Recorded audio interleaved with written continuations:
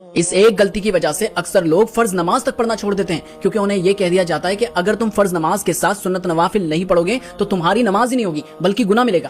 دیکھیں یہ بات جو ہے ہمیں کسی صحیح حدیث میں نہیں ملتی کہ اگر تم فرض نماز کے ساتھ نوافل نہیں پڑھو گے تو تمہاری فرض نماز ہی نہیں ہوگی، بلکہ اس کے اپوزٹ ہمیں صحیح بخاری کی یہ حدیث ضرور ملتی ہے کہ ایک دیہاتی شخص نبی علیہ السلام کے پاس آیا اور کہنے لگا کہ یا رسول اللہ مجھے جنت میں جانے کا آسان طریقہ بتا دیں۔ تو نبی علیہ السلام نے فرمایا کہ اسلام دن رات میں 5 نمازیں پڑھنا ہے۔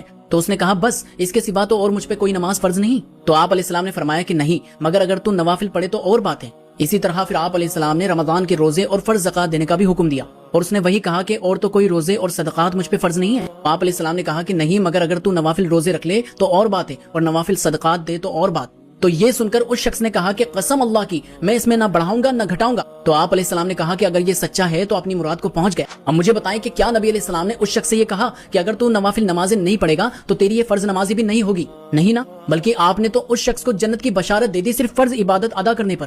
اب جو لوگ یہ کہتے ہیں کہ مغرب کی 7 رکعت جب تک پوری نہیں پڑھو گے تو تمہاری نمازیں نہیں مانی جائے گی، تو میرا یہ سوال ہے ان سے کہ نبی علیہ السلام مغرب کی 3 فرض سے پہلے 2 رکعت نوافل پڑھا کرتے تھے، تو آپ لوگ کیوں نہیں پڑھتے جبکہ یہ تو سنت سے ثابت ہے؟ تو اسی طرح نبی علیہ السلام پیر اور جمعرات کا روزہ ہمیشہ رکھتے تھے، تو ہر مسلمان اسے کیوں نہیں رکھتا؟ اسی لیے نا کہ نوافل ہے، اگر کر لو تو ثواب ہے، نہ کرو تو کوئی گناہ نہیں۔ تو ان 5 نمازوں میں آپ نوافل پہ اتنا زور کیوں ڈالتے ہیں کہ اگر کوئی بیچارہ فرض نماز ہی پڑھنا شروع کر رہا ہو تو وہ بھی نہ کرے؟ دیکھیں میں یہ نہیں کہتا کہ معاذ اللہ آپ نوافل نمازیں نہ پڑھیں، نفل نماز کا تو اپنا ایک مقام ہے، بلکہ آپ علیہ السلام نے تو فجر کی 2 سنت اور عشاء کی وتر کبھی بھی سفر میں نہیں چھوڑی۔ اور ان نفلی نمازوں کا فائدہ تو بلکہ یہ ہوگا کہ اگر قیامت والے دن آپ کی نمازوں میں کمیاں رہ جائے گی تو اللہ تعالیٰ آپ کی نفلی نمازیں بھی تول لے گا فرض کے عوض۔ تو بہتر ہے کہ آپ نوافل ضرور پڑھیں، لیکن اگر کوئی صرف فرض ہی پڑھ رہا ہے تو اسے ڈسکریج نہ کریں، ورنہ تو یہ لوگوں کو نماز سے دور کرنے جیسا ہوگا، بلکہ وہ شخص بھی اللہ کا حق ہی ادا کر رہا ہے۔ جب بندہ فرض کا عادی بن جائے گا تو وہ سنت نوافل خود بخود انشاءاللہ پڑھنے لگے گا، بلکہ ہمیں شروع میں دعوت ہی فرض نماز کی دینی چاہیے تاکہ کوئی مشقت میں نہ پڑے، جس طرح نبی علیہ السلام نے اس شخص کو دی۔